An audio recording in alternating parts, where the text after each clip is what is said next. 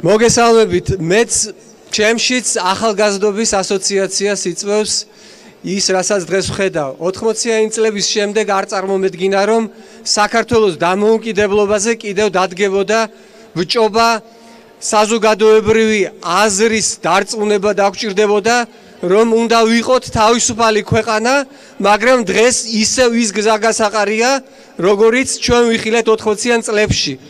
ჩვენ მაშინ არ შეგვეშინდა ბევრად უფრო ძლიერი, ბევრად უფრო აგრესიული საბჭოთა რუსეთის და დღეს შეუძლებელია, რომ ქართველი ხალხი შეაშინონ დღევანდელი დასუსტებული, ზნედაცემული პუტინის ბოტოქსიანი რუსეთით.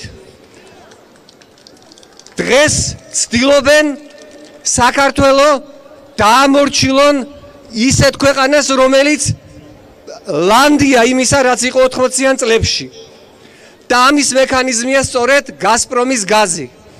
მე არ მოვყვები იმის ახსნას, თუ როგორ გამორიცხულია ვინმეს გულწრფელად ჯეროდეს, რომ გაზპრომთან მოლაპარაკება, რომ რუსული გაზით სანდო და იაფი გაზის ჩანაცვლება ვინმესთვის შეიძლება იყოს საინტერესო ან სარფიანი, თუნდაც კომერციული კომპანიისთვის. ყველას გვესმის, საიდკენ მიდის ეს ყველაფერი. მე მინდა მივმართო ჩვენს ხელისუფლებას და მთავრობას, რომელსაც გონია, რომ რუსეთთან კუდის სქიცინით შეიძლება რაიმე სარგებელი ნახოს. რუსეთს თქვენი სახით პრორუსული მთავრობას კი არ უნდა. რუსეთი მხოლოდ მაშინ იქნება თქვენი მხარდაჭერი, თუ თქვენ ხელს შეუწყობთ საქართველოს მუხლებზე დაცემას, მის ეკონომიკურად გაჩანაგებას, მის ისეთ მდგომარეობაში ჩაყენებას, როდესაც არც ერთ სხვა ნორმალურ ქვეყანას აქეთ გამოხედვა არ მოუნდება. რუსეთს უნდა იყოს გარშემორტყმული ღარიბი, შეუმდგარი სახელმწიფოებით, რომელსაც მართავენ კორუმპირებული ოლიგარქები. მარტო მაშინ არის რუსეთი თქვენი მოკავშირე. როგორც კი თქვენ შეეცდებით საქართველოში ნორმალური ეკონომიკური რეფორმის გატარებას, საქართველოში კეთილდღეობის ამოღლებას, თქვენც მოგიტრიალდებათ. ჩვენ ეს ყველაფერი გავიარეთ. სანამ ედუარდ შევარდნაძეს რუსეთი მოკავშირედ თვლიდა საქართველოში ქაოსის, შეუმდგარი სახელმწიფოს დამკვიდრებაში, მასთან შევარდნაძეს ნორმალური ურთიერთობა ჰქონდა. როგორც კი მან ცადა კონსტიტუციის შემოღება, რეფორმების შემოღება, მაშინვე დასწყო მას თავში. გაითვალისწინეთ, საკუთარ შეცდომებზე ვინც არ სწავლობს, ის ყველაზე ბრიყვია ამ ქვეყანაზე.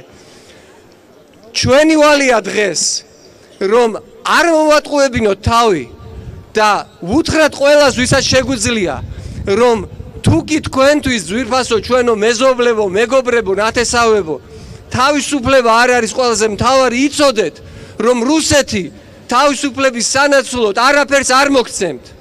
რუსეთი უდრის მარტო მონობას კი არა, სიღარიბეს, გაჭირებას, უბედურობას. არ მგონია ვინმე საქართველოში უნდოდეს ასეთი მომავალი საკუთარი შვილებისთვის.